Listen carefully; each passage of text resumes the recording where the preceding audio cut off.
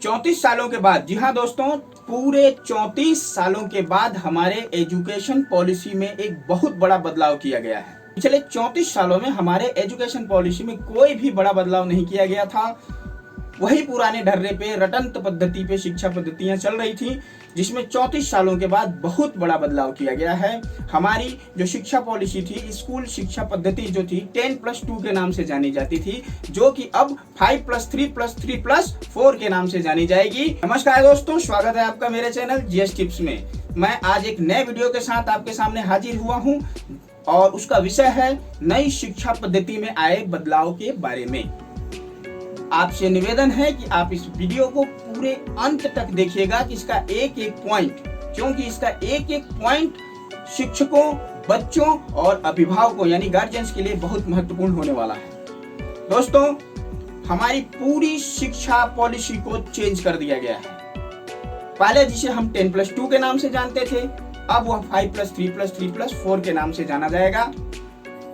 इसकी घोषणा मंत्रिपरिषद में हो गई है। पूरे केंद्रीय मंत्रिमंडल ने इसको मंजूरी दे दी है और संभवतः अगले माह से यह लागू भी हो जाएगा।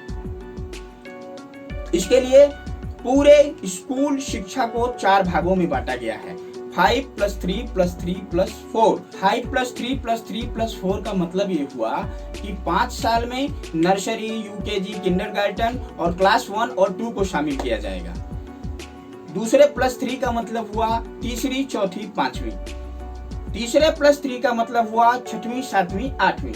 और +4 यानी 9, 10, 11, 12 यानी 9वीं से 12वीं तक।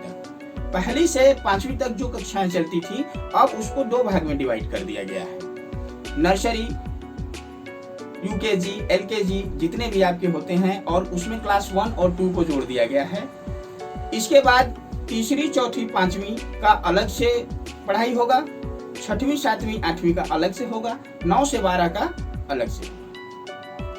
पहली से दूसरी यानी नर्सरी के साथ जो दूसरी कक्षा है, दूसरी कक्षा तक, उसमें आपको केवल बेसिक बातें बताई जाएंगी, जैसे बच्चे अक्षरों को पहचान सकें, किताब के लाइनों को पढ़ सकें, बस। बहुत ज्यादा दबाव छात्रों पर नहीं होगा। तीसरी, चौथी, पांचवी में जो भी विषय लेकर के बच्चे पढ़ते हैं, हिंदी, अंग्रेजी, गणित, उनको क्या किया जाएगा कि उनके अवधारणाओं से उनको परिचित कराया जाएगा कि फलाना विषय क्या है, इसकी जरूरत क्यों है, आगे जाकर के आप इसको अगर पढ़ते हैं तो क्या फायदा होने वाला है। छठवीं से 8वीं तक, छठवीं से 8वीं तक क्या किया गया है? छठवीं से 8वीं तक में कोर्स के साथ साथ, विषय के साथ साथ वोकेशनल कोर्स को भी मान्यता दिया गया है। जैसे कि हम लोग पढ़ते तो हैं, लेकिन जब हम बड़े होते हैं तो हमको ये पता चलता है कि यार हम लोग a+b का होल स्क्वायर पढ़े थे, जिसको कि विस्तार रूप में a² + b² + 2ab बोला जाता है। लेकिन आज तक समझ में नहीं आया इतने बड़े होने के बाद कि उसका उपयोग क्या था। बच्चे पढ़ रहे हैं, लेकिन उस पढ़ाई का कहीं ना कहीं उनका उपयोग नहीं हो पा रहा है। इसलिए बच्चों को व्यावसायिक पाठ्यक्रम में छठवीं से ही जोड़ दिया जाएगा। वोकेशनल ट्रेनिंग मतलब जैसे आप 12वीं पास हो गए, फिजिक्स पढ़ रहे हैं, इलेक्ट्रिसिटी पढ़ चुके हैं और घर में जा रहे हैं, एक बल्ब फ्यूज हो जा रहा है तो आपको बल्ब लगाना नहीं आ रहा है। ये छोटी छोटी जानकारियां आपको छठवीं से ही देनी शुरू कर दी जाएंगी। आपको छठवीं से 8वीं के बीच में ही अगर बच्चा चाहता है तो इंटर्नशिप की क्लासें भी दी जाएंगी। वो कहीं जाके इंटर्नशिप भी कर सकता है पढ़ाई के दौरान। उसके बाद 9वीं से 12वीं का नंबर आता है। 9वीं से 12वीं तक में क्या किया जाएगा कि पहले होता था 9वीं का अलग परीक्षा, 10वीं का अलग, 11वीं का अलग, 12वीं का अलग। दोस्तों, इसमें बोर्ड परीक्षा का जो डर है बच्चों के मन से खत्म करने का प्रयास किया गया है। पहले क्या होता था कि जुलाई से लेकर अप्रैल तक जो परीक्षाएं चलती थी, पाठ्यक्रम चलता था, उसमें क्या होता था कि बच्चा साल भर पढ़ता है और परीक्षा के समय मान लो बीमार हो जाता था तो उसका रिजल्ट खराब हो जाता था। इस डर को दूर करने के लिए, इस कमी को दूर करने के लिए अब क्या किया गया है, 9 से 12 तक की कक्षाओं को सेमेस्टर सिस्टम में बांध दिया गया है और हर सेमेस्टर में कुछ न कुछ परीक्षाएं होती जाएंगी, आयोजित की जाएंगी। और व्यावसायिक परीक्षा के साथ साथ प्रैक्टिकल परीक्षा को भी बहुत ज़्यादा इसमें ध्यान दिया जाएगा और पूरे साल का जो परफॉर्मेंस होगा उसके आधार पर बच्चे का रिजल्ट निकाला जाएगा। अक्सर देखने में आता था कि बच्चे जो हैं जनवरी से लेके मार्च तक खूब ज्यादा मेहनत करते थे, और जो बच्चा 2 महीने 3 महीना मेहनत किया बहुत ज्यादा नंबर ले करके आता था, लोगों की नजर में वो सबसे तेज बच्चा कहलाता था। पर अब रटंत पद्धति को इस नए शिक्षा पॉलिसी में चेंज किया गया है। मतलब बच्चे के ब्रेन पर जोर डाला, माने बच्चे के ब्रेन को पढ़ा जाएगा कि बच्चा वास्तव में कैसा है, केवल रट करके नंबर लाया है कि वास्तव में उसके पास योग्यता है। इसलिए सेमेस्टर प्रणाली को लागू किया गया है। पहले जो मेन सब्जेक्ट के साथ जो हम लोग एडिशनल लेते थे, को कैरिकुलर लेते थे, उनको महत्व बहुत ज्यादा नहीं दिया जाता था, लेकिन अब मेन सब्जेक्ट और उसमें बहुत ज्यादा अंतर नहीं किया जाएगा, सबको समान महत्व दिया जाएगा। इसलिए अब विषय पर दबाव नहीं होगा कि आपको फिजिक्स नहीं मिल सकता, आपको मैथ नहीं मिल सकता, आपको आर्ट ही लेना पड़ेगा, आपके नंबर बहुत कम है, आपको कॉमर्स लेना पड़ेगा, होम साइंस लेना पड़ेगा। ऐसा कुछ भी नहीं है। जो भी बच्चा जिस सब्जेक्ट को पढ़ना चाहेगा वह विषय उसको दिया जाएगा। इसके साथ ही अब वर्चुअल लैब को ज़्यादा महत्व दिया जा रहा है। मान लीजिए कि बहुत सारे विद्यालय हैं फंडिंग के अभाव में, बहुत ज़्यादा फंड नहीं है, तो उनके लेबोरेटरी में उतना ज़्यादा सिस्टम नहीं है, वो प्रयोग नहीं कर पा रहे हैं, तो पूरे देश के बड़े बड़े जो लैब हैं उनको वर्चुअल सिस्टम से जोड़ा जाएगा। बच्चे उसको देख करके सीख सकते हैं कि कौन सा एक्सपेरिमेंट कैसे किया जाता है। बहुत ज़्यादा लाभ होने वाला है इस नए एजुकेशन पॉलिसी से।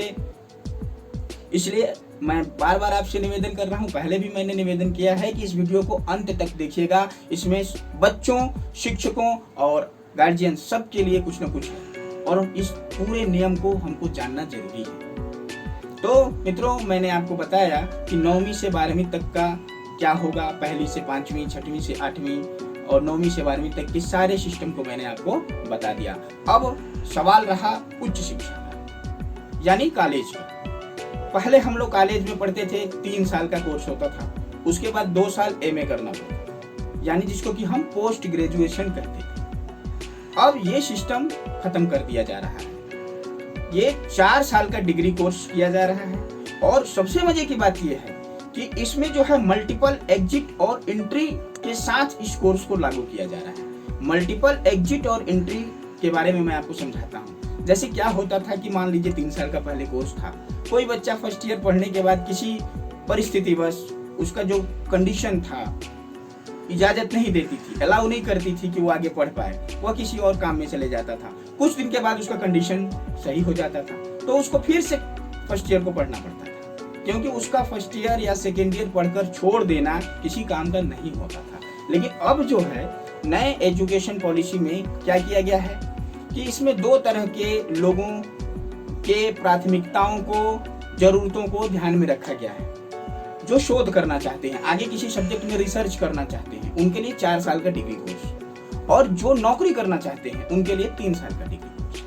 अगर कोई बच्चा 1 साल के बाद पढ़कर छोड़ देता है तो उसको एक सर्टिफिकेट दिया जाएगा, प्रमाण पत्र दिया जाएगा कि जब भी आप पढ़ना चाहेंगे तो आप इस प्रमाण पत्र को दिखाकर, इस सर्टिफिकेट को दिखाकर आप सेकेंड ईयर में एडमिशन ले सकते हैं। मान लीजिए कोई सेकेंड ईयर तक पढ़ लेता है, उसके बाद छोड़ता है, तो उसको पूरा कंप्लीट डिप्लोमा दिया जाएगा।